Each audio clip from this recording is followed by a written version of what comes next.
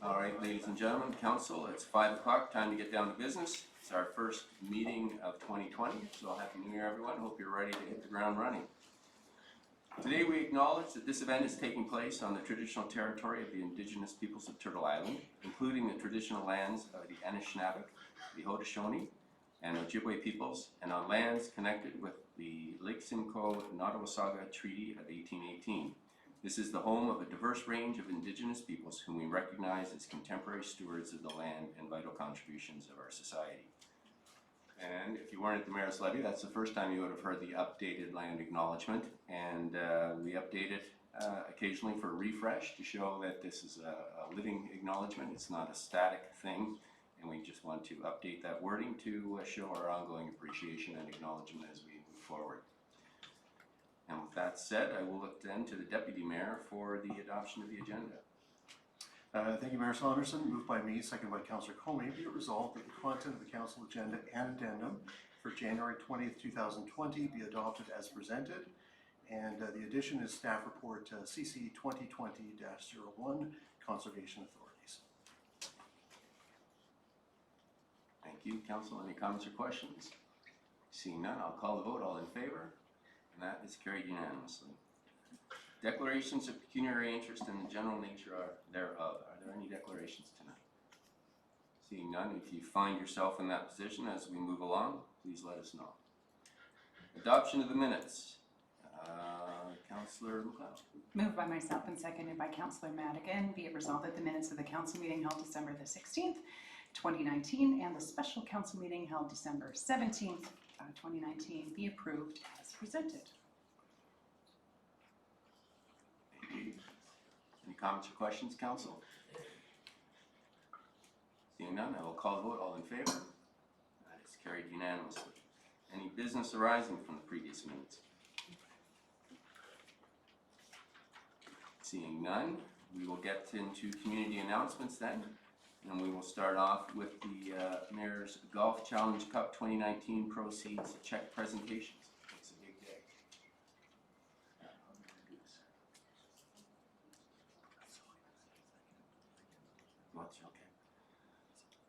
So we'll start off then with the Special Olympics. We have one of the program runners, Mark Bryan, here, but I also know that we have in the crowd the new head coach, Margaret Lane. We have another coach, Brad Monteith, and Brad has been himself a Special Olympian and is now moving to the role of coach, so we congratulate him. We have manager Joe Monteith and administrator Lori Roast, is that how I say it? Roast, and as well Robbie Roast, who's an athlete, and Ashley Lang, who's also an athlete. So we've got a big turnout from our Special Olympics group, and they have been one of the recipients of these monies going back, I think, to the 1990s when the championships were in Blue Mountain, and that was actually the start of that. So it's a long and proud tradition. So with that, I will come forward and do that check presentation, and then we will do the next check presentation.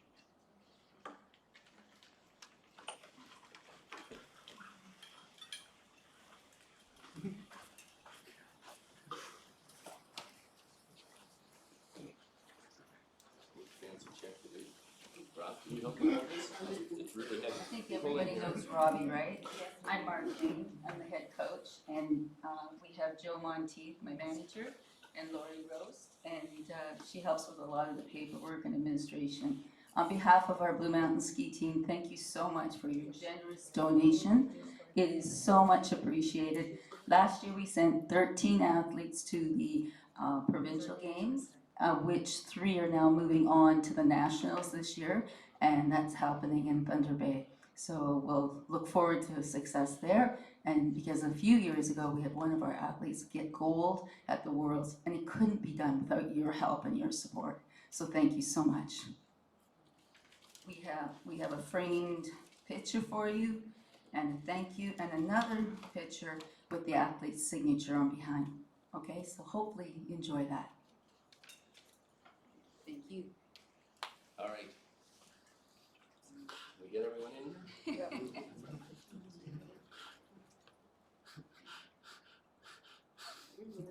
Check down. Get your face. I need your big smile, Robin. I want to see Robin's.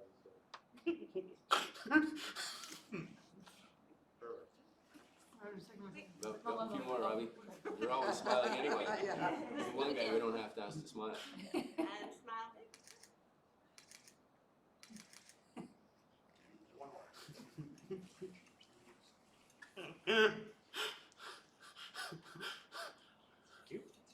Thank you. Thank you so much.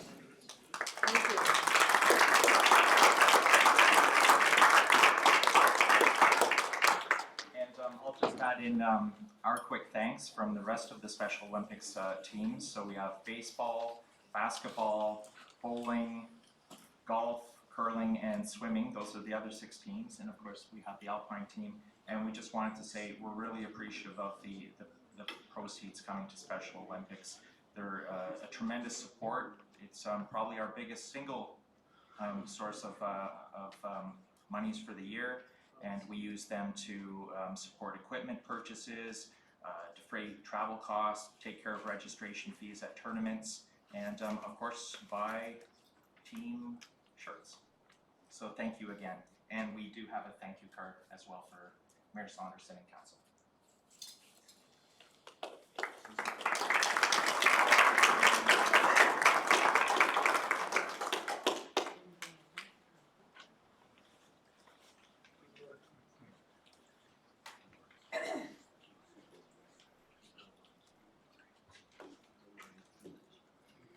Well, congratulations to the Special Olympians. We'll be looking forward to seeing your results on the slopes this year. And I think you had us out for a ski day, and I'm committed to getting on my skis this year. So everyone should be uphill. All right. And the next presentation is to Home Horizons for their youth initiatives, their home placement program, and their home reconciliation program. And tonight we have with us Dwayne O'Connor, who's the executive director, and Gretel Montenegro, the housing supervisor. And we also have Margaret Adolph and Garth Martin, who are 2 board members. And I think I've got everyone. Have I missed anyone from your group tonight? Oh, and I should, of course, acknowledge that Councillor Jeffrey is also a board member, although she's left the room on every time we voted on these issues, so we're clean on that. Kathy, you want to come up?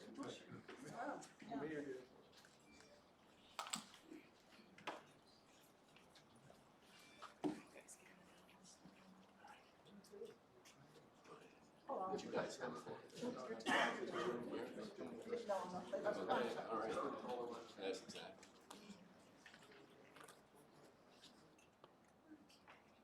And smile.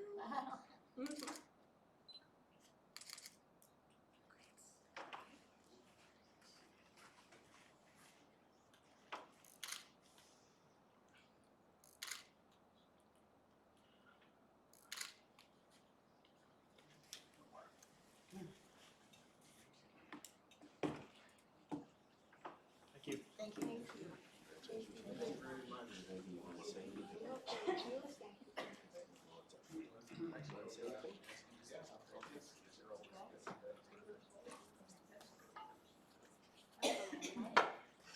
As board chair, I'd like to really express our appreciation for this very generous support that you provided, and just to say that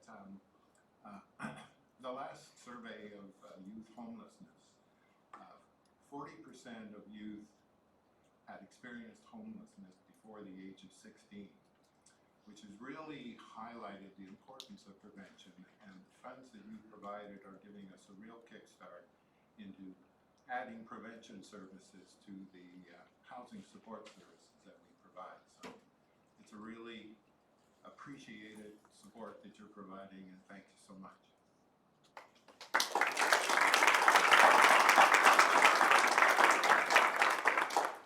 Well, thank you to you, and we know you will use those funds to address a very real need in our community, so thank you.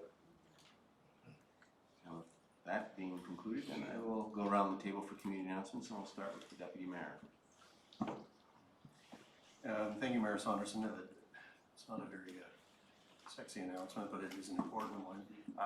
With the amount of snow that we've received and the fact that we're in the middle of winter for the next couple of months, I would like to ask on behalf of our Public Works, as well as other members of the municipality who are responsible for snow clearing, a couple of things. One is that Mondays are our waste cleanup, and we'll be talking about that later under the county report.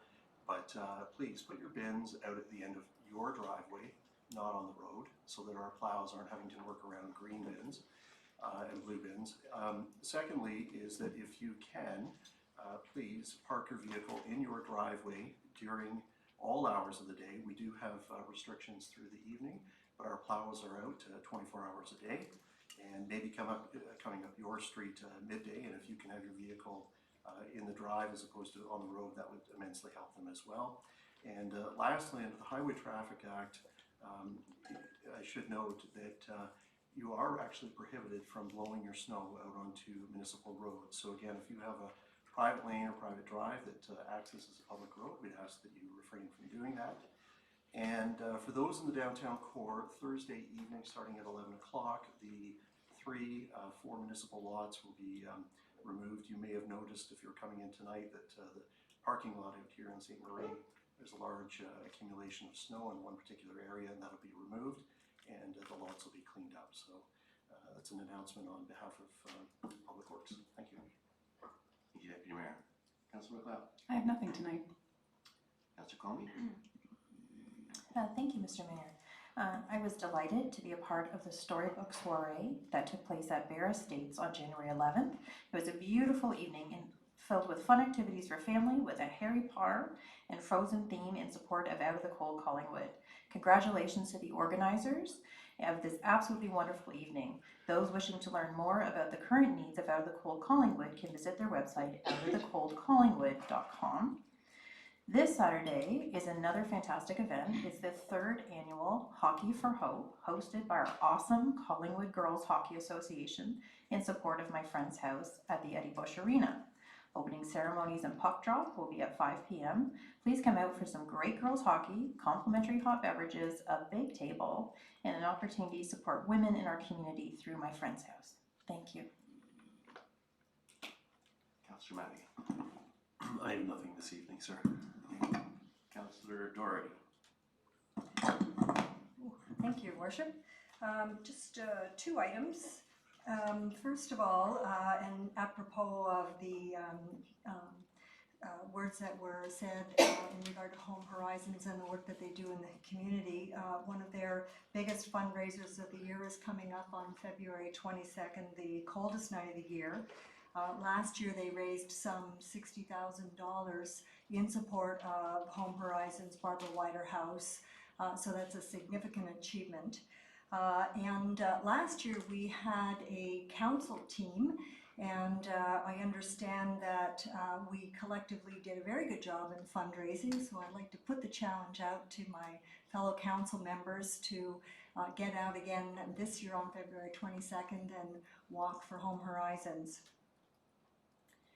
And the second item is just following up on the Deputy Mayor's notification about downtown snow removal. There will be snow removal on the street on Thursday night. Third party will be doing that, and it will start at 11 p.m. for downtown businesses and residents. And that's it for me, Your Worship. Thank you, Councilor Doherty. Councilor Berman. Nothing from you tonight, thanks. Councilor Jeffrey. Nothing this evening, Mayor Saunderson. Councilor Hamlin. And nothing from me, thank you. Okay. Just 2 quick announcements for me. This past Wednesday was Hockey Day in Collingwood, and the teams from Jean Vanier and CCI faced off in 2 very competitive games, and it was great to see the men's and women's teams in action. And during the games in the intermission, they had a Pee-wee game involving the Collingwood Lightning girls during the girls' CCI game and Jean Vanier game, and then during the boys' game they had the Chuck a Puck. So it was a great day, and they raised money for Big Brothers Big Sisters, and it's a great event, and it's always fun to see the electricity in the air when the local rivalries kick in. And this past Thursday, they had the Georgian Angel Investors Summit up at the town of Blue Mountains, and this is a group of angel investors that span from Barrie up into Collingwood area, and our Jillian Farley and Joanne Bowden were involved on behalf of our office here in town. Martin, I think you were unable to be there that day, but it was a very successful day. They had some pitching contests, and it was quite remarkable to see all of that in action. So we've got a very vibrant investors community in our area, and with our entrepreneurial sector, we work hard to take the best advantage of that. And with that said, we'll get into the balance of the agenda, and we have no public meetings tonight, no deputations, which takes us to the consent agenda, and do you have that, Councillor Cohen? I do, thank you, Mr. Mayor. Moved by me, seconded by Councillor Doherty. Be it resolved that the general consent agenda, having been given due consideration by council, be received, and those are items 8.1 through 8.9. So I will call for the reception or receiving of the consent agenda items, and then I will ask for items to be pulled. So just dealing with receiving the consent agenda, all in favor? That is carried unanimously. Are there items that would like to be pulled? Seeing none, then we will get into the reports of other committees. We have none. Standing Committee Report, Corporate and Community Services, January 6, 2020. Councillor Madden. Thank you very much. Moved by myself, seconded by Councillor Berman. Be it resolved that Council received the Corporate and Community Services Standing Committee report from its meeting held January 6, 2020, and hereby approve the recommendations contained within the report as presented. 10.1.1 HR 2020-01 OMERS change group from NRA 60 to 65 referred to bylaw number 2020-001, and 10.1.2 C 2020-01 appointment of closed meeting investigators.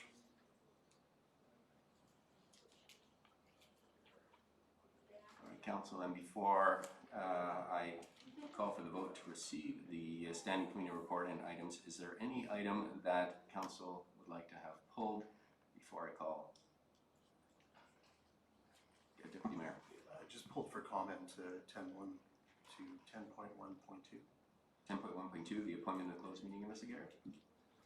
We will pull that item, and so then when we vote to receive, it will just be on 10.1.1, the OMERS group change from 60 to 65. So I will call the vote then. All in favor? That is carried unanimously. Deputy Mayor, 10.1.2. I just wanted to make comment, if the information is accurate, and it appears that it is, that I thought it was noteworthy, in particular because during the last election there was reference made by more than a number of parties as to the merit, the number of closed meetings, et cetera, et cetera. And for those who haven't read the report, it was interesting to note that between 2008 and today, there have only been 2 complaints raised from a public or member of the public as to the merit of a closed meeting. Both of those complaints were dismissed. For what reason, I'm not sure, but they were dismissed and therefore not pursued. That covers over a period of time of 4 councils and 3 different mayors. And I just thought that speaks volumes in terms of how the closed meetings are operated, how they're conducted, how they're approved prior to any council, and in this case it's our council, as well as the previous 3 going in camera. Council, any other comments? No, and Deputy Mayor, I think you're absolutely correct in what you say. Under the Municipal Act, there are provisions that allow a council to go into camera when necessary. That doesn't necessarily mean that we will go in camera. Where possible, we like to discuss things in open and public so that the public is informed and understands how decisions are being made. That said, our staff does an excellent job of vetting those issues. So before it comes to council and before we even vote to go in camera, it has been reviewed by our staff to make sure that the appropriate exemption is being claimed. So, and that hard work of our staff is held up under the scrutiny of 2 closed door investigations, closed meeting investigations. So it does speak very well to our processes. That being said, I will call the vote then to receive 10.1.2, appointment of closed meeting investigator. All in favor? That is carried unanimously. Standing committee reports, strategic initiative services, January. Mr. Mayor, Oh, sorry. still have the bylaw on the overs. Okay, go ahead, Councillor Madigan. I know it was a quick meeting on the 6th. I believe it was a record 14 minutes in and out. Moved by me, seconded by Councillor Berman, be it resolved that bylaw number 2020-02 being a bylaw to amend the normal retirement age under the Ontario Municipal Employees Retirement Systems OMERS primary pension program and the retirement compensation arrangements specific to firefighters be enacted and passed this 20th day of January 2020. Thank you, Councillor Madigan. So that was item 14 on our agenda, but we Well, are God dealing with bless. it. No, it flows nicely, so we'll go with that and we'll get it dealt with, and when we hit item 14, we won't have anything to deal with. So, Cool, unless there's thanks. questions or comments, I'm going to call the vote. All in favor? That is carried unanimously. Nice efficiencies, Councillor Madigan, I like that. Okay, item 11, Standing Committee Report, Strategic Initiative Services, January 7th of 2020. Standing Committee Report, Deputy Mayor. Thank you, Mayor Saunderson. Moved by me, seconded by Councillor Comey. Be it resolved, the Council received the Strategic Initiative Standing Committee report from its meeting held January 7th, 2020, and hereby approve the recommendations contained here within the report as presented. And they are 11.1.1, Town of Collingwood Official Plan Update, Council Workshop, the Planning Partnership, and the two individuals involved were Ron Palmer and Donna Hendel.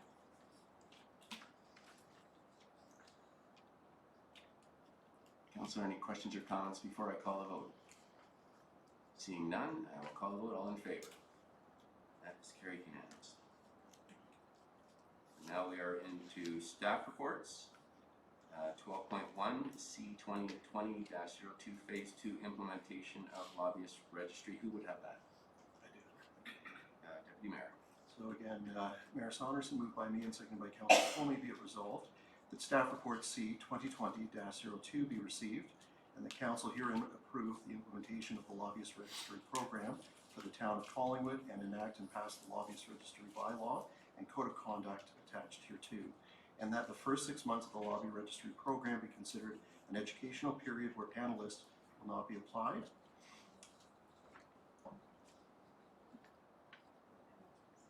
Sorry, did I miss? My apologies, yes, thank you. A period where penalties will not be applied, and a review of the program be conducted at the end of the 6-month period. Hockey, that's known as intermission. Right. And I will pass this over to the clerk to introduce. Certainly, through your worship to members of council, there has been a couple minor amendments that Becky will speak to. I also want to acknowledge that the clerk's firm is looking forward to undertaking our educational component of it, and we're rolling that out in the very near future, so we look forward to council's consideration tonight. Becky, over to you. Okay, so since this has gone to the SIC meeting in October, we received public comment through our Engage Collingwood. There's 3 questions received, which are outlined in the report. The bylaws pretty much state how it is when it was presented to you in October, on October 31st, other than we reviewed the time where someone has to register their lobbying activity, so we reduced it from 15 to 10 days. That's the median between all the other municipalities' dates that were provided. Councillor Hamlin also pointed out a point of clarity that we're proposing to make a change to the bylaw. So section 3.1 currently reads that this bylaw does not apply to the following persons when acting in their public capacity. To help clarify this section, public office holders still need to adhere to the responsibilities of the bylaw, but would not be considered a lobbyist. So we're requesting that wording be changed that the following persons shall not be considered lobbyists when acting in their public capacity. So this would mean that the public office holders would still be required to report any action to the lobbyist registry and do any of the actions required in the bylaw. Thank you, Becky. Council, any comments or questions? Councillor Jeffrey.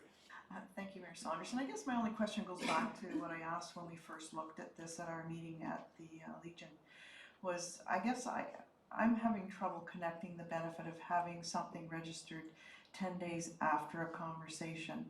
I I guess because I always had it in my mind that that registration would have to occur before any conversation occurred. So I'm wondering if the clerk or the deputy clerk would just, using Councillor McLeod's words, mollify me as to really the benefit of a lobby registry to lobby or to register after the conversation occurs. Good comments? Certainly, through you, Richard, to Councillor Jeffrey. I'll start, and if the deputy clerk has anything to add. This was originally considered, it is consistent with other municipalities' bylaws, actually having up to the 15 days. We believe, same to your comment, that the longer after the conversation, the more likely there is a possibility of having a matter come forward that could be impacted by that lobbyist discussion. However, during the penalty phases, as there's a prohibition from continuing doing lobbyist activities, that at least during the interim, we're going to be watching it through the trial period. We're going to be educating people to apply and register prior to doing any lobbying. That's going to be the pressure, but making sure that if they have done so, that they have time to at least advise us. It works out, I believe, a little bit fairer with the new council agenda schedule, how things happen with having to come to committee and then having the council meetings later in the month. So we don't see that there should be an issue, but we're definitely going to be monitoring that. Thank you. Okay. Councillor Hammond, you had your hand up, and then Councillor McLeod. Thank you. I just really had a comment, which is, I noticed it's in our bylaw, of course, that a public office holder to whom this applies includes our integrity commissioner and individuals providing professional services to the town. And so my comment really is that we should, as we retain professionals, that we should be advising them of the existence of this bylaw. And we should also advise our integrity commissioner, because there are things in here that would impact them, in particular that after they have ceased being a public office holder, they can't lobby the town for 12 months. And we are one of the few municipalities that will have this bylaw, so I just think it will be incumbent on us to have sort of a bit of a standard letter that we send out to people who will be impacted on this. Thank you. That's a good point. I mean, I think the bottom line here is that lobbying is not in itself a bad activity. It's just making sure that it's done appropriately and with full disclosure. Councillor McLeod. Thank you, Your Worship. Through you to the Deputy Clerk. I have a question regarding Section 5 of the bylaw prohibitions, 5.1 and 5.2, wherein it discusses success fees and how a person is prohibited from receiving or doing lobbying work wherein they are not paid in advance but are paid as a contingency of the successful work that they do. And my question is, how on earth would we ever know that, other than having another judicial inquiry? I do have our accountability officer, he was part of drafting that, so she wants to come in. Should I come up? Yes, please. Come on up, Sarah. Thank you for your question. This is just meant to capture as much as possible. In this case, well, I'm just gonna take a breather here. When it becomes evident that somebody is trying to lobby and is only getting paid for the successful outcome, it will become apparent we live in a smaller community, so it'll become apparent that way. It's really just, it's a precaution. It's not necessarily that it should be divulged. In the submission form, there will be information that should be divulged, and if it's captured, then it's not permitted. That's pretty much the answer. Thank you. Thank you, Sarah. Councillor Berman. Thank you, Mr. Saunderson. I'm thrilled that we finally have one of these, and I realize that, as it says, that it'll be reviewed after 6 months. If there is anything to be tweaked, it'll be tweaked. I was just taking a trip down memory lane on the weekend and realized that in the 8 years that I've been following politics, there was myself, there was a ratepayers group, and I stand to be corrected, but I think another former blogger that's in the room right now, that all lobbied council in 2012 to create a lobbyist registry. And then I found a staff report that was coincidentally moved by Councillor Hall in 2013 that was asking to look at a lobbyist registry, and then there was your own motion at the start of last term, 2015, looking at a lobbyist registry. So I am thrilled that after 8 years we finally have one. Yes, we can't be called impetuous. All right. Any more comments or questions? Seeing none, I will call the vote. All in favor? And that is carried unanimously. As Councillor Berman has pointed out, there was quite an evolution to that process, so it is a milestone for us. So thank you to staff for all that hard work. So I do bylaw. Good. Okay, bylaw, please. So moved by me and seconded by Councillor Comey, be it resolved that the bylaw number 2020-001, being a bylaw to establish and maintain a lobbyist registry for the corporation of the town of Collingwood, be enacted and passed this 20th day of January 2020 as amended. Thank you, Council. Any questions or comments? Seeing none, I'll call the vote. All in favor? That is carried unanimously.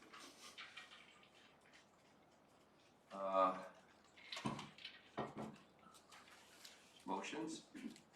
We do have one, but it's down under all of our deferred business, so we'll pick it up there. Bylaws, we've dealt with that. Highly efficient tonight. Notices of motion. Are there any notices of motion? Conservation authority? Oh, my apologies. I'm working off the old one. Okay, item 12.2, Conservation Authority's background context. Who would have that? Councillor MacLeod. Moved by Councillor MacLeod and seconded by Councillor Doherty. Be it resolved that staff report CC 2020-1 Conservation Authority's background context be received for information. Thank you for that. Are there any questions or comments arising out of this thorough report, Council? Councillor MacLeod. Mine's a comment. You said you took several of the words. One of the words I was going to use, I was going to call it extensive and comprehensive and exhaustive and complete. And I wanted to offer my thanks to Executive Director Skinner for her very hard work. Any further, Council?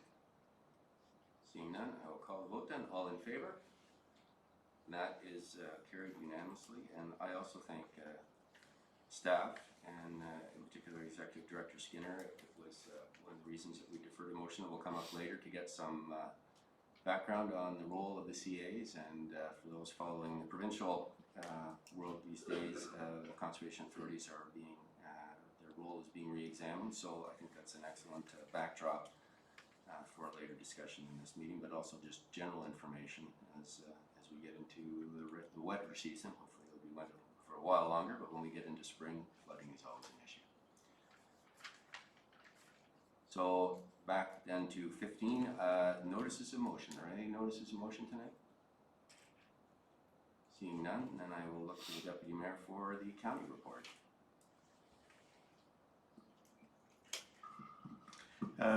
Thank you, Mayor Saunderson. Just very briefly to touch on a couple of points. One, as we know all too well around the table here, and hopefully the vast majority of our residents know. If not, I'd like to pass along that the county has made a decision to go with bi-weekly collection services starting on February the 3rd. This will not impact the collection of your green bin, but it will impact the collection of the other two services. So materials have been sent out via all social media channels, websites have been updated with all of the current information, and you should have received probably within the last week, if you're like me, perhaps in the last 2 weeks if you check your mailbox, a new calendar, a yard waste collection calendar for 2020 with the updates taking shape, as I said, February the 3rd. This move is in response to the challenges that we've had in curbside collection for a number of months now with our current contractor. The County of Simcoe is looking at options as it relates to services moving forward, but this was an interim move to proactively rectify deficiencies within the current service, but also enhance services moving forward and creating a platform that is more environmentally efficient. There'll be a reduction in the number of trucks that are going up and down our streets. therefore reducing our carbon footprint. The service enhancements will in fact actually allow you for improved service, and again, it's outlined in many of the different forms of communication that have been sent out by the county. So I hope if you haven't, please take the time to inform yourself as of the changes that are effectively taking place February the 3rd, because if you go to the curb Monday morning in Collingwood that day, thinking that we're moving forward with the current service, you'll be surprised at the end of the day to find that certain things haven't been picked up. The other is just a fun note. We had some discussion about this during our own budget deliberations, as well as I think during our discussion related to Harborview Park and the future of that landscape, and that is a winter skating trail. We know that within our own region, Blue Mountain Resort operates a skating trail at the top of the escarpment, but it is a pay-as-you-play service. County of Simcoe offers one at the County Museum over in Midhurst. It's a kilometer trail that loops through the trees on the county lands, and I would encourage people, if you haven't, it's an opportunity to get out and have some winter fun. I would encourage you to check out the simcoe.ca website for dates and times, because as anything during the winter outdoors, it's weather dependent, and you want to be sure that if you're making the trip that it's open and available. And the last, and I apologize, and I think I'll come back to it maybe next week.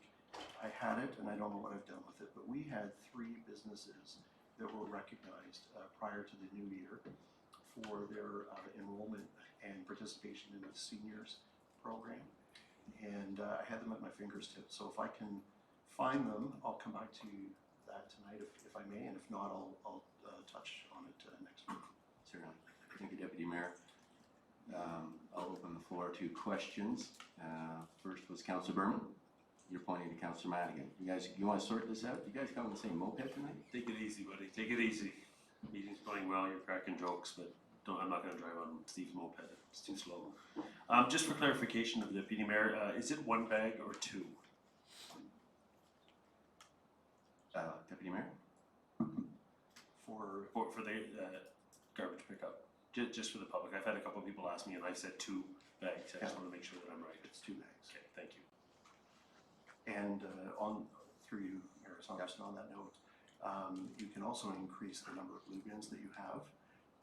And if you haven't received, you will be receiving a voucher that you can take to the county site on the 10th concession and redeem that for the additional bin. Thank you. Councillor MacLeod.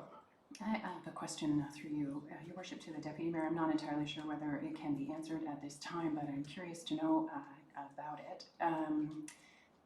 On January 14th, the Committee of the Whole and Council accepted the report of the Regional Government Review Task Force at the county, wherein it was discussed about certain services, including fire and land use planning and water and wastewater, among other things, that are going to be receiving a review at the county level. Can you explain to us what that might entail for us in the future and what is being contemplated? There were additional services that were also included, museums, libraries, those types of things. And correct me if I'm wrong, I may defer to the mayor simply because you were part of we had 2 different committees as it relates to regional review. And I'm drawing a blank, you were part of one of them. That was part of the service delivery. Okay. So you want to take a first stab at it, and I can fill Sure. in, or you Okay. can just pass it over, whatever you want. Fair enough. So I think the short answer, the Coles notes, and then we can certainly provide more clarity as it comes forward, is just quite simply this. As we know, the province came back to the County of Simcoe as well as the other regional governments that they were reviewing, and specific to the County of Simcoe, they opted not to make any changes.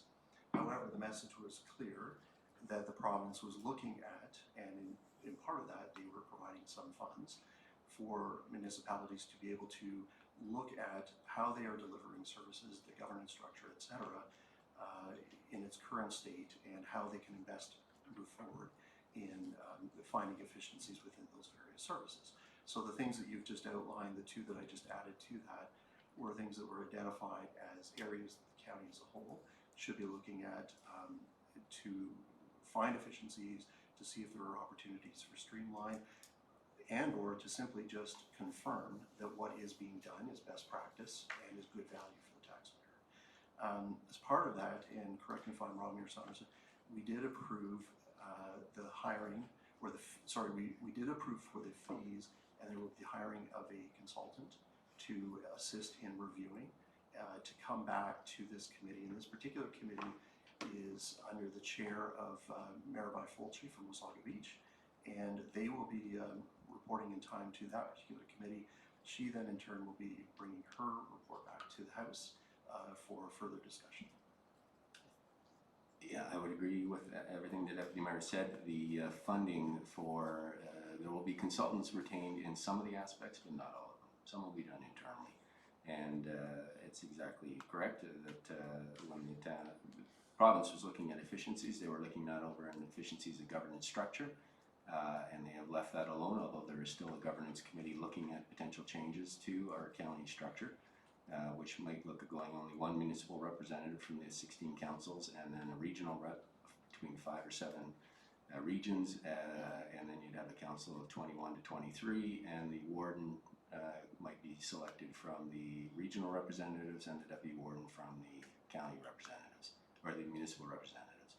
In terms of the service providing, we're just looking at potential ways that we can be more efficient on the ground, that we can get, we can stretch tax dollars and make them more efficient on the ground services. And for some of them, like stormwater, and I think the fire services, for example, we are looking at retaining consultants, outside consultants, to handle those with the monies made available by the province.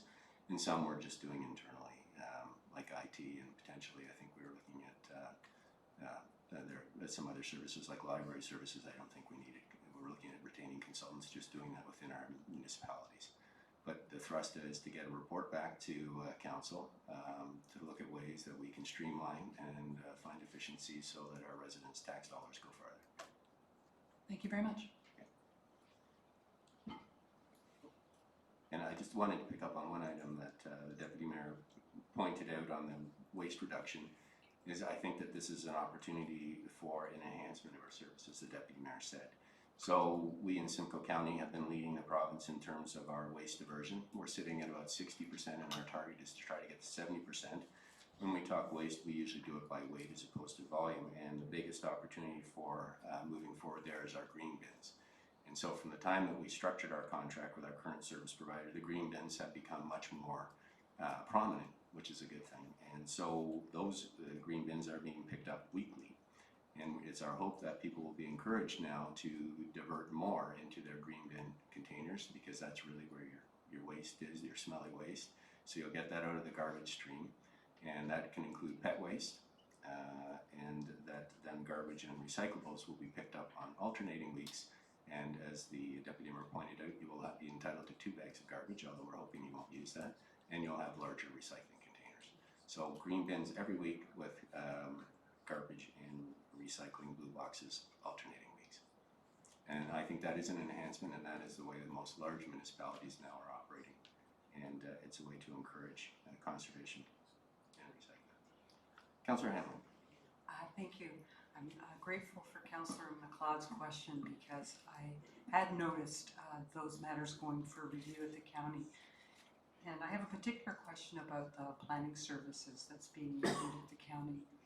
And as I understand that the planning services at the county is a bit of a, how can I put this, that they don't deal with things quickly, and that perhaps it's not very well staffed, and I don't know the particulars of it, but I know we've had discussions about our own official plan. Once we approve it, it will be going to the county for approval, and I have been worrying that that could be a bit of a black hole into which it goes.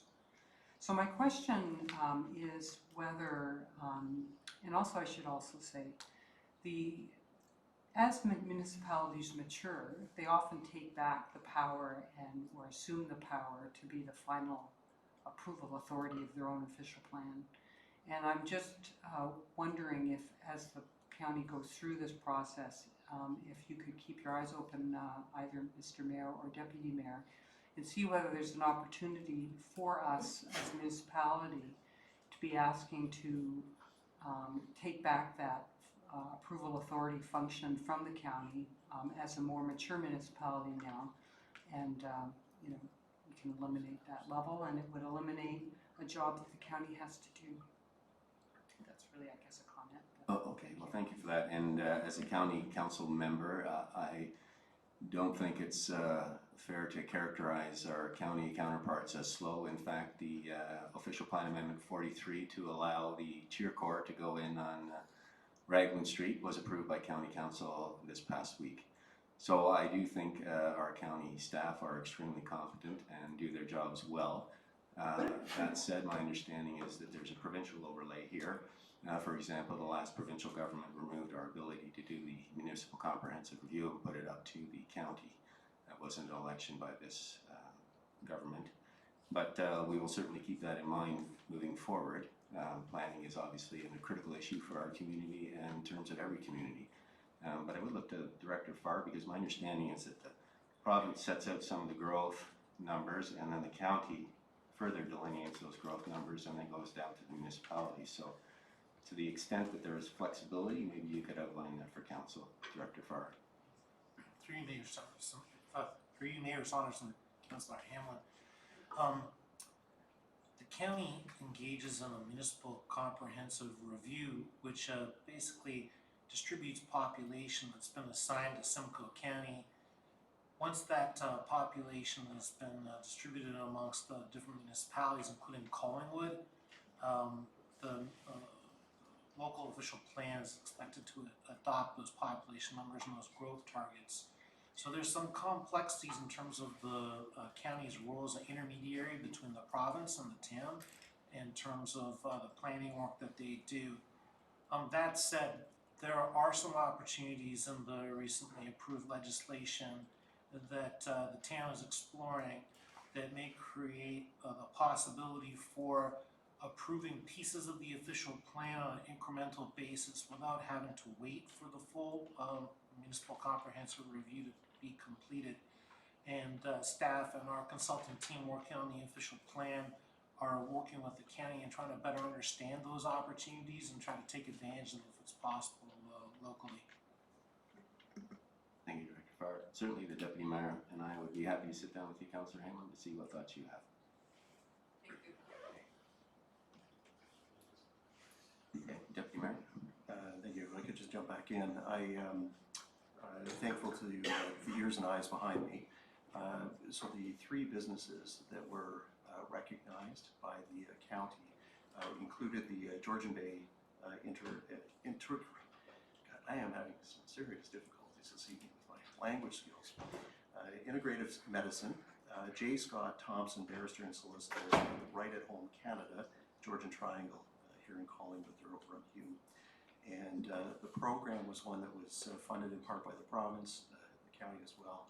It was an opportunity for businesses to improve their skills and their business delivery as it relates to a particular demographic. In this particular case, the demographic would be, I guess, geared to 55 and above or 65 and above, our senior population.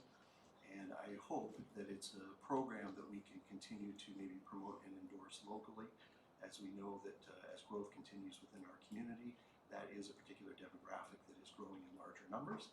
And it is important that our business community be aware of how they can best serve and exceed that particular demographics.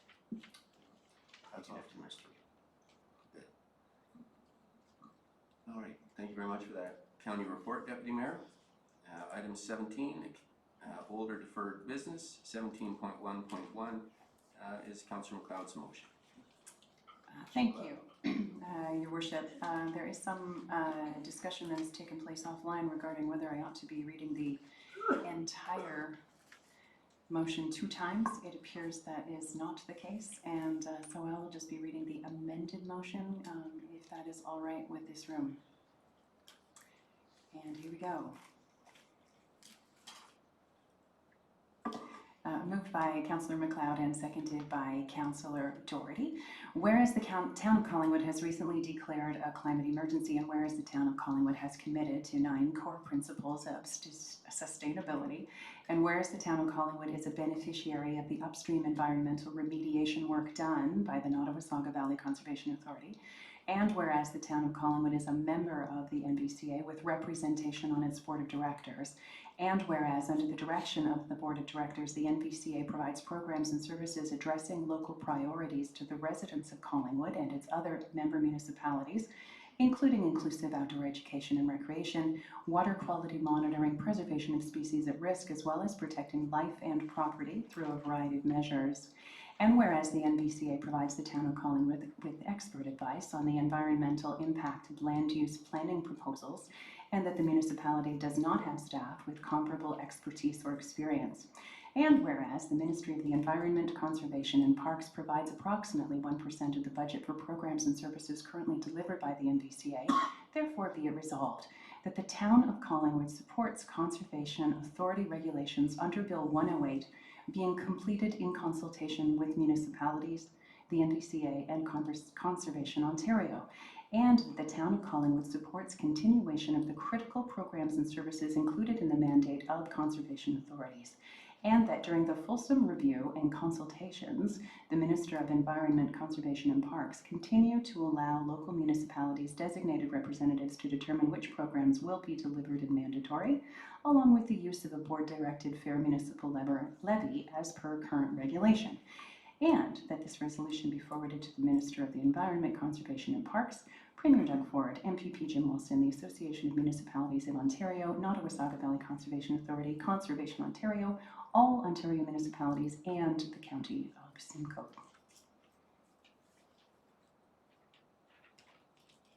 Thank you. Would you like to speak to the motion first? Sure. I am sure that my colleagues were listening with bated breath on November the 25th when I spoke to this motion, and I am certain that all of them have read with interest Executive Director Skinner's report contained in today's agenda, which is thorough, extensive, comprehensive, and complete. And I am not sure what more can be added to her report or my comments on November the 25th. So I will leave it at that unless there are questions. Okay. Council, questions or comments? Councillor Hamlin. Yes, thank you. I'm going to vote in support of this motion.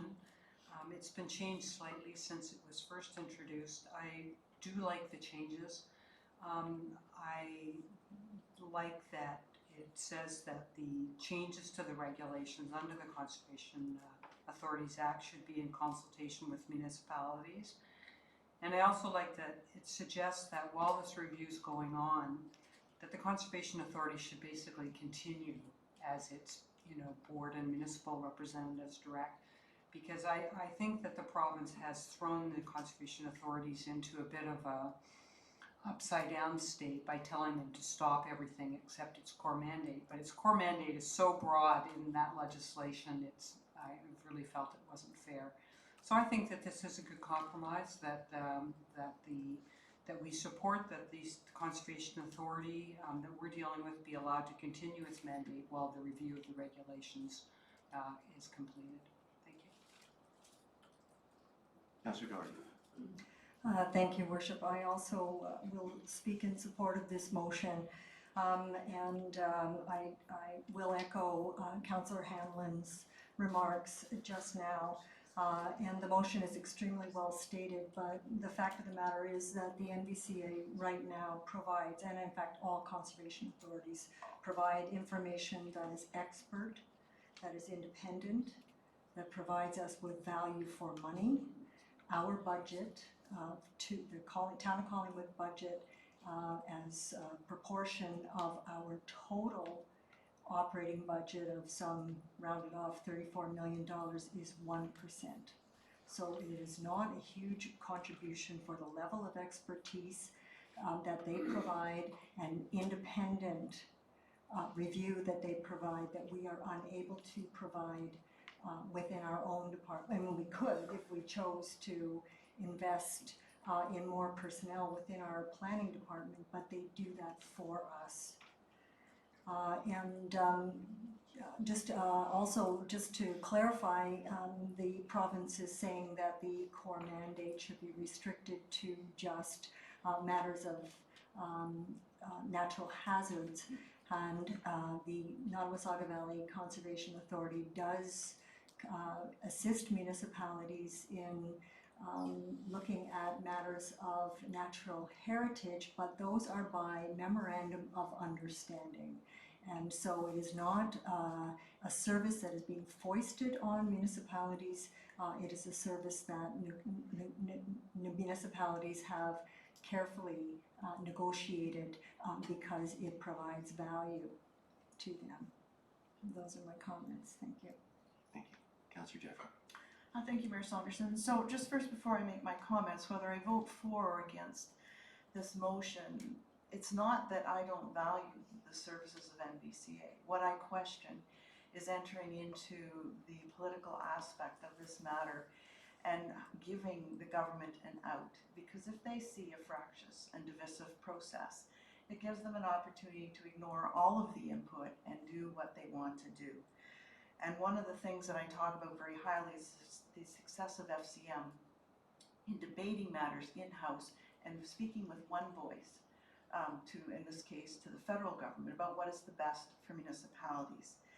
So for me, I was really disappointed to see on the consent agenda tonight the two county motions, because to me, all of those members of the county are not on the MVCA. The MVCA is members of the watershed area, which also includes outside of Simcoe County. And so I just don't know why the county would want to weigh in on those matters as well. And they're contrary to what Councillor MacLeod and Councillor Doherty are proposing in their motion.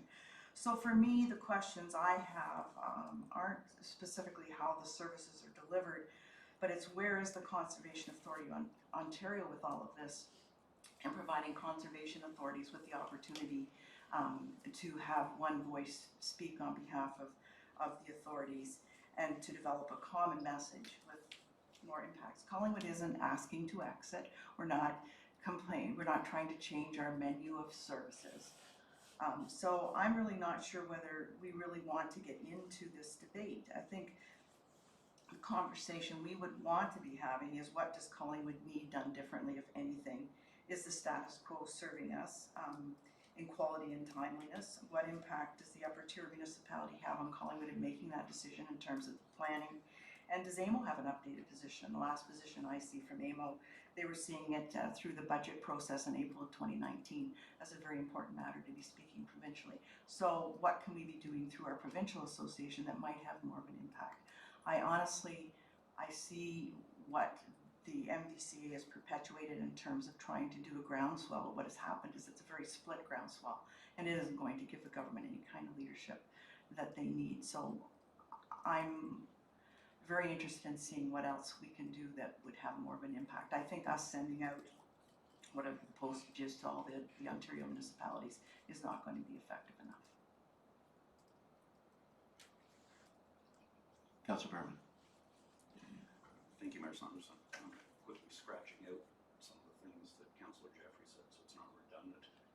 But the staff report that the Executive Director provided, it has a copy of the Municipal Partnership and Service Agreement between Collingwood and the MVCA. Sorry, Mayor Saunderson, I can't hear the council. I'm sorry, is that better? I can't, if I lean back, I can't read my notes. The mic moves, Councillor Brendan. The staff report that the Executive Director provided, it has the copy of the Municipal Partnership and Service Agreement between Collingwood and the MVCA. That's there already. Collingwood already supports the MVCA with everything it's asked for, to the best of my knowledge, and I stand to be corrected.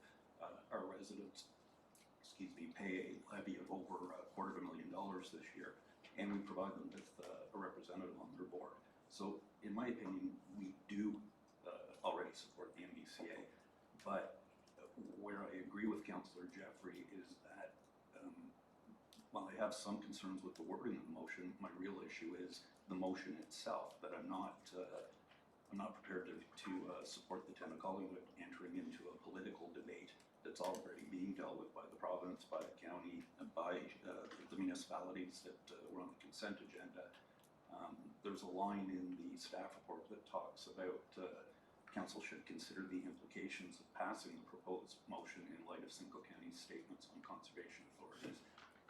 I don't want to enter this political debate. It's not an environmental debate because we already support the MBCA.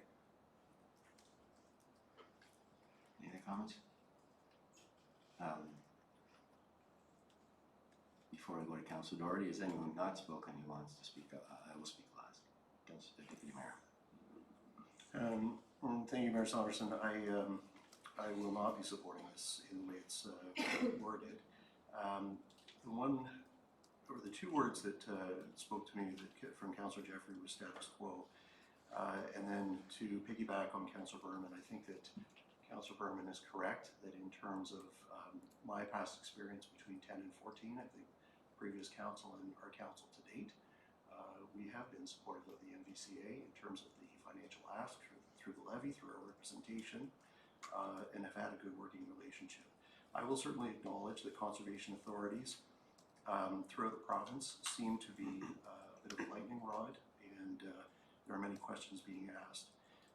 But this is an overwhelming endorsement of the NVCA in its current standing, and quite frankly, there have been a number of conversations, we've had conversations, Councillor McLeod, about groups within the community who have significant challenges in how the NVCA is delivering on those services.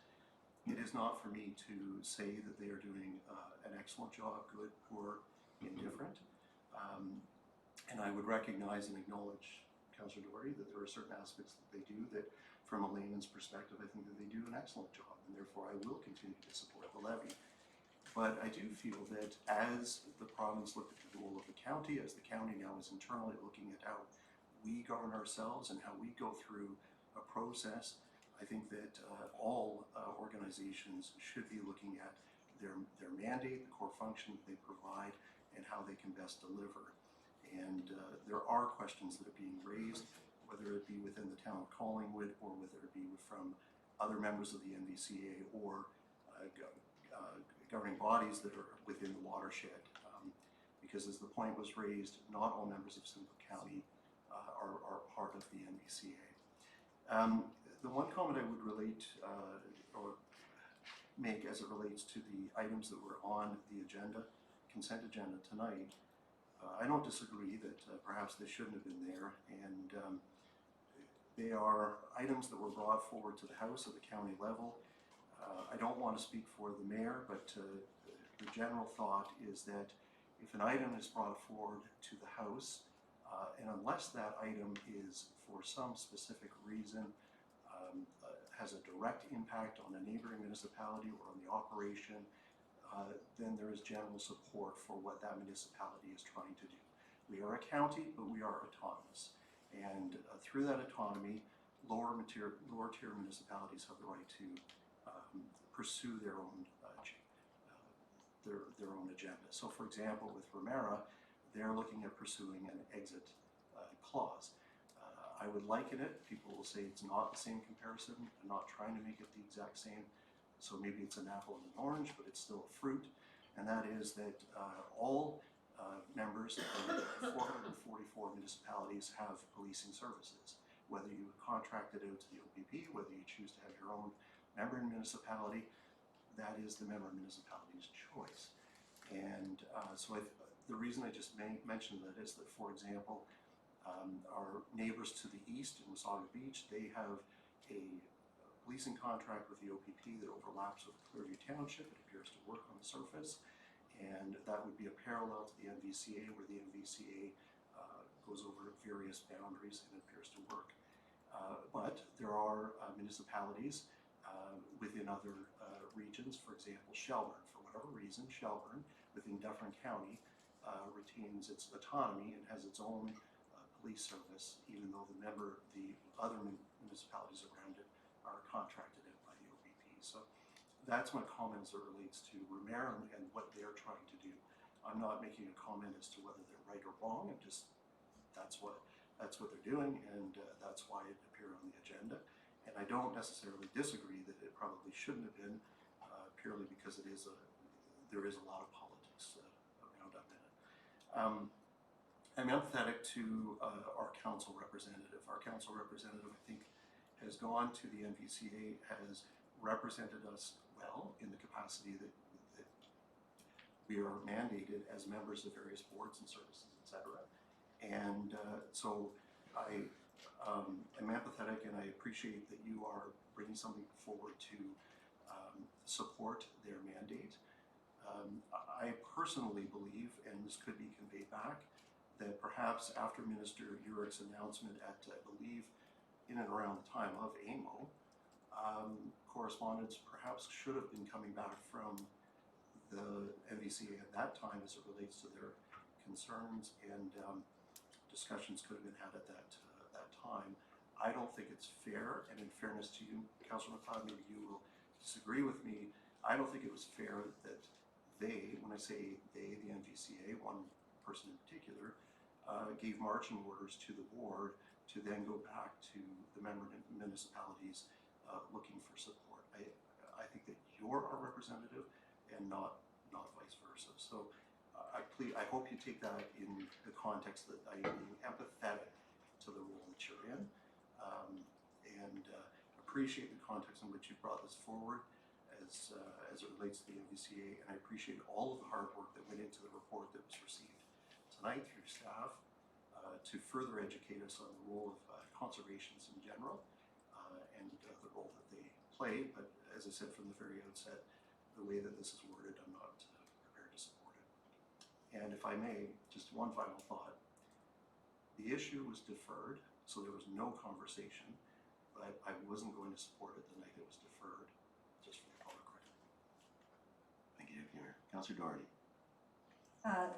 Thank you very much, Your Worship. I just wanted to speak to the comment that we are entering into the political fray by making such an endorsement. And I want to suggest that for rightly or for wrongly, the provincial decision to undertake a review has been spun negatively.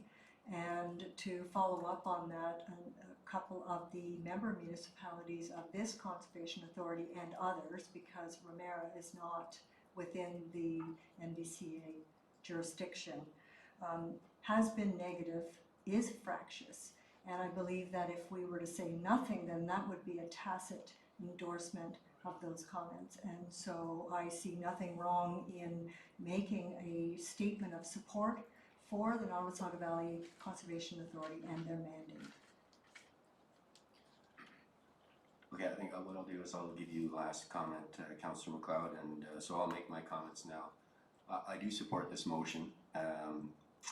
Being a waterfront community is the convergence of 4 watersheds. I think that flooding is a very critical issue for our community. Being a member of the Great Lakes St. Lawrence Cities Initiative and seeing the impact of water levels on our various communities, and having also met last week with Minister Urick, Minister of the Environment, about the Great Lakes Cities work with the collaborative in Ontario about water levels in the Great Lakes and protecting our freshwater bodies. I see this as not stepping into the political forum. I don't think anything in this motion contradicts anything that the county is doing, and that was a concern for me being vice chair of the Services Delivery Steering Committee. And what this motion has said, as Councillor Hamlin pointed out with the change of the wording, is that it is looking for the status quo to remain in place while the province undertakes this review. I think having this council having put in force a climate action change declaration and working at creating a climate action team and sustainability initiatives throughout our community, this is really, in my opinion, an endorsement of the conservation authorities in principle. We're dealing with the NBCA, but the conservations across Ontario are being reviewed. It's not just the NBCA. And to Councillor Doherty's point about Romero, Basil Clark's township is not part of the NDCA. His exit claim or initiative is looking at just conservation authority jurisdictions generally. The county has asked the province to advise us of the status of their review of conservation authorities, what they're looking into, and when they expect that they will have that review completed for us. And in fact, I think this motion augments that by asking the government to include municipalities and conservation authorities in those discussions, because those discussions will have, the outcome of those discussions will have a very big impact on how our conservation authorities work in this province. Conservation authorities were struck, I believe, after Hurricane Hazel, when there was a massive amount of flooding that was completely unforeseen. And we're now working at trying to understand how these water level changes and environmental changes that are coming with climate change. We've seen it in our own waterfront. 7 years ago, we were having stop the drop. Now we have water levels that are cresting new levels, new highs.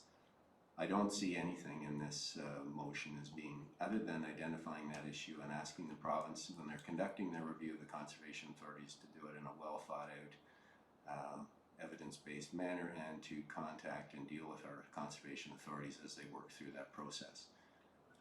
There's always room for improvement, and I look forward to working with our conservation authority however we progress in making sure that our services are better for our residents moving forward.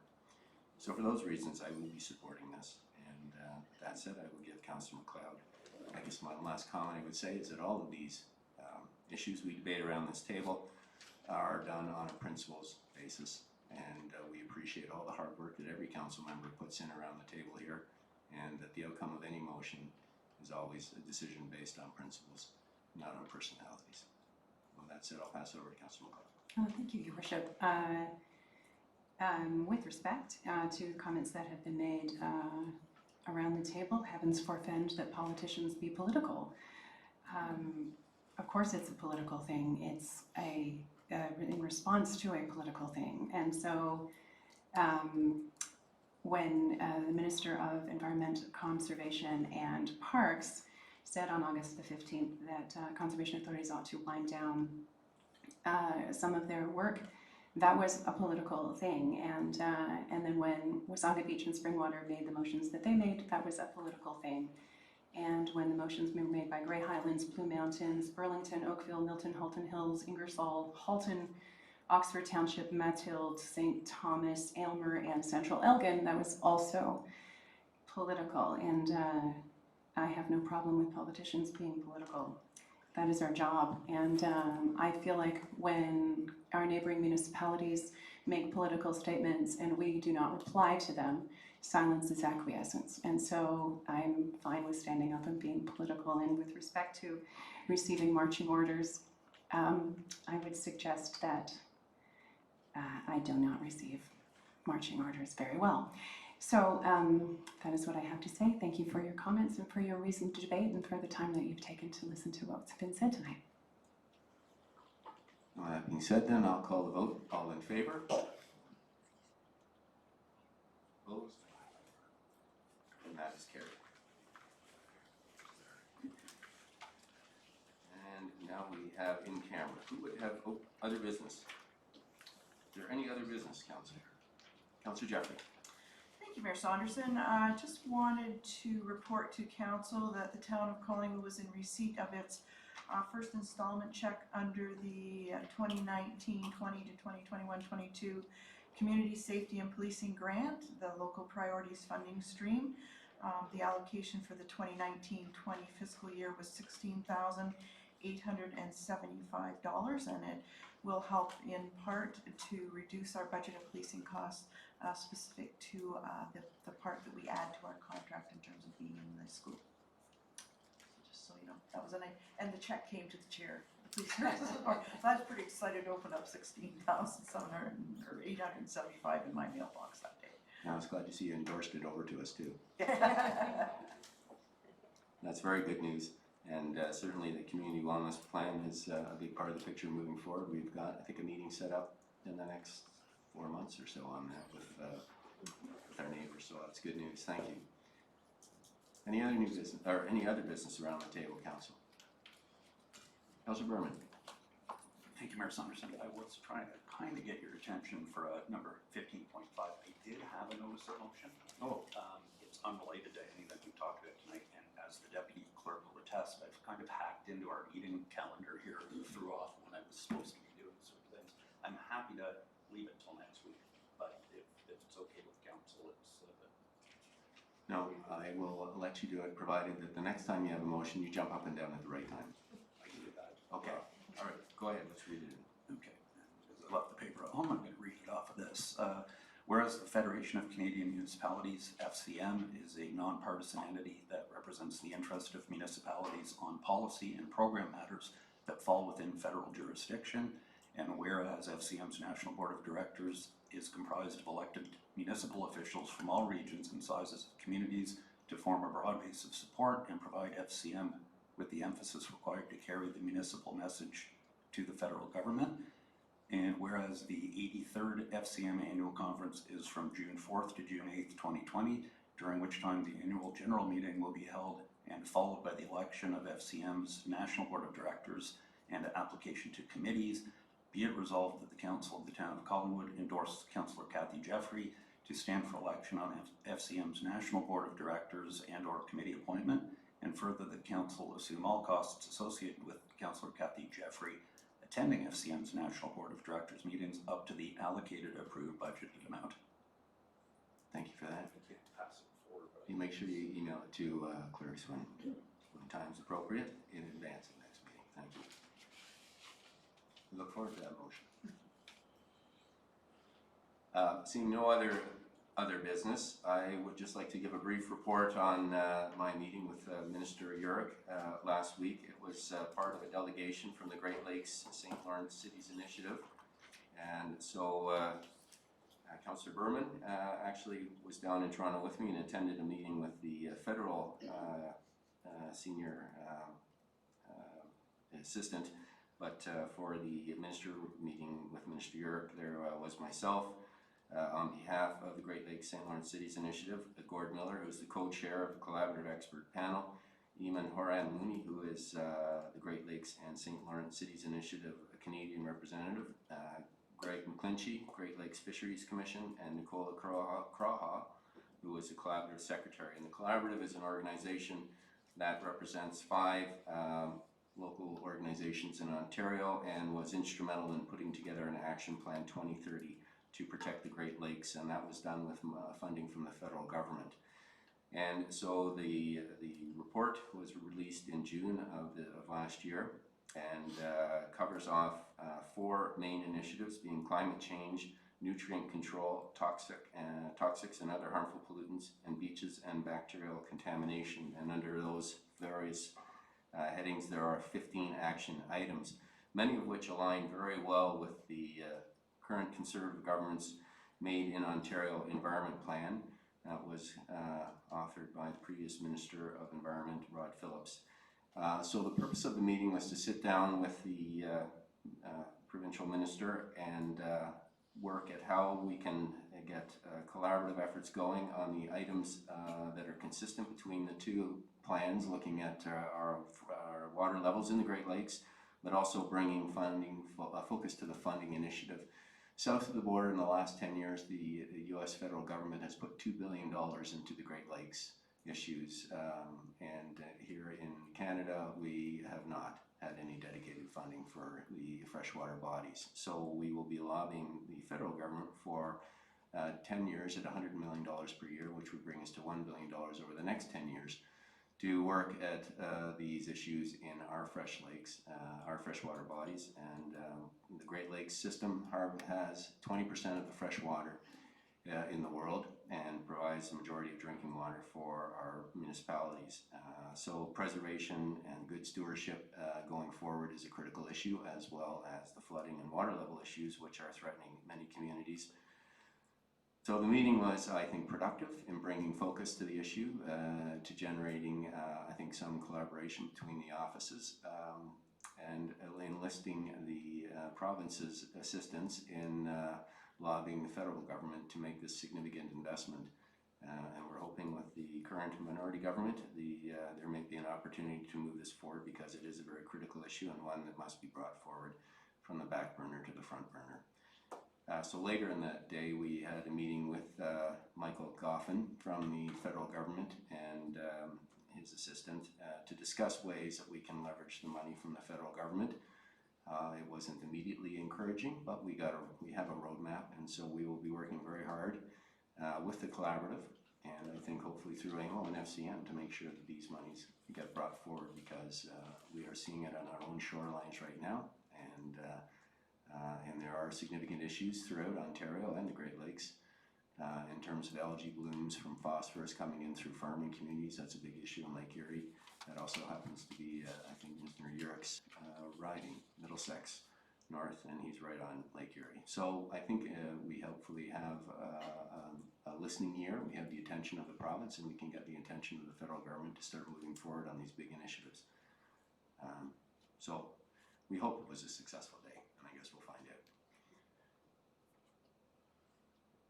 And now we're looking at going in camera. Who would have that motion? I have that. Councillor Doherty. Moved by me and seconded by Councillor Jeffrey. Whereas the clerk hereby concurs that the reasons for the in-camera session have been duly reviewed and considered, and the matters are authorized under the exception provisions to conduct a closed session in accordance with the Municipal Act prior to proceeding into closed session. Therefore be it resolved that this council proceed in camera in order to address a matter pertaining to personnel matters about an identifiable individual, including town or local board employees. And the items for discussion are the Accessibility Advisory Committee applications and BIA Board of Management vacancy. Council, any comments or questions before I call the vote? Seeing none, all in favor? That is carried unanimously. There will be a rise and report. Okay, so there will not be a rise and report, but we will be back certainly for the confirmatory bylaw. Thank you very much and good night.